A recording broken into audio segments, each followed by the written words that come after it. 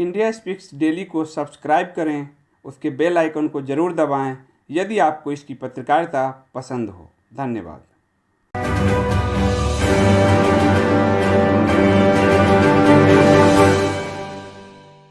मैं इसमें एक चीज़ और कह रहा हूं कि अपनी सीमा से पीछे मत हटो, आगे बढ़ो।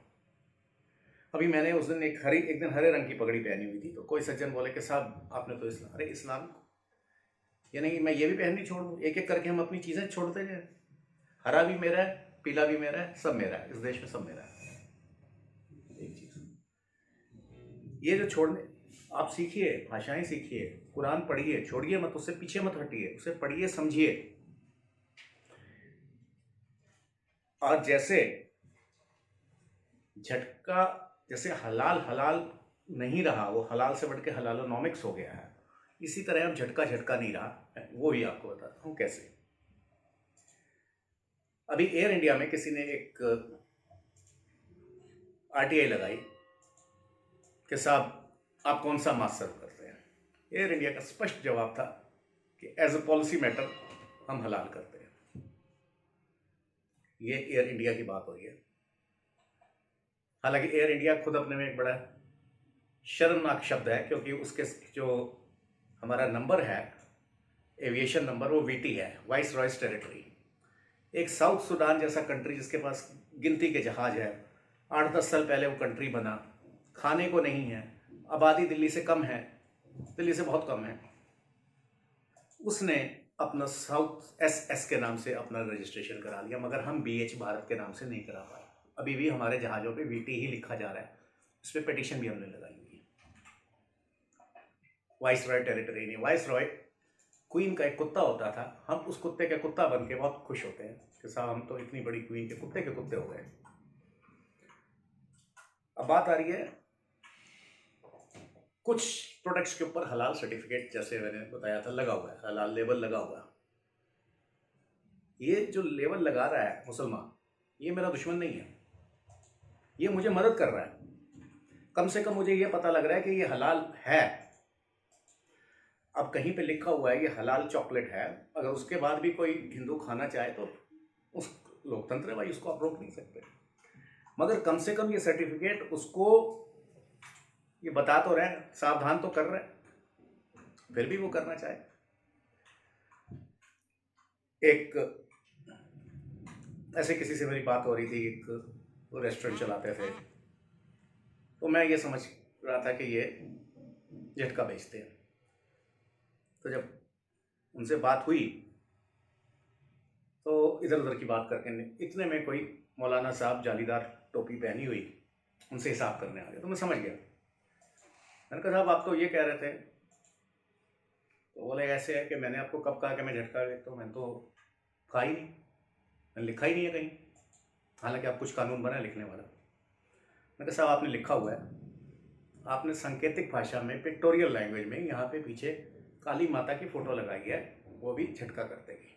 इससे मैं ये समझ रहा हूँ आप मुझे धोखा दे रहे हैं। अंग्रेजी में तो शायद मैं पढ़ना जानता हूँ, हिंदी ना जानता हूँ, साथ में आपने गुरु गोविंद सिंह की फोटो लगाई है, तो इससे मैं ये समझ रहा हूँ कि आप यहाँ पे झटका बेच रहे हैं। जो भी बातें मैंने आपसे कही ये उस दुकानदार से भी की, पर क्योंकि झटका महंगा आता है इसलिए वो मानने को तैयार नहीं था। प्रॉब्लम इज कि sometimes Hindus fail to understand and other times they refuse to understand, at other times they refuse to understand. तो बोले कि क्या फर्क पड़ता है। तो ये एक तर्क वितर्क है, कई बार हम उसमें गलत बात भी कह देते हैं, मैं भी कह देता हूँ। मैंने कहा साहब आपके घर में कितने लोग हैं? बोले मैं और मेरा भाई। तो दोनों शादीशुदा हैं? हाँ जी। तो और कौन रहता है? बोले हमारी एक बहन है, वो है, और माता जी रहते हैं, और बच्चे के। हाँ। उनको बड़ी खुशी हुई, दिल्ली जैसे शहर में आप संयुक्त परिवार में रह रहे हो, ये तो नमस्कार आपको। मैं कहीं बुरा मत मानना, आपके घर में आपकी भाभी भी है और आपकी पत्नी भी है, क्या फर्क पड़ता है?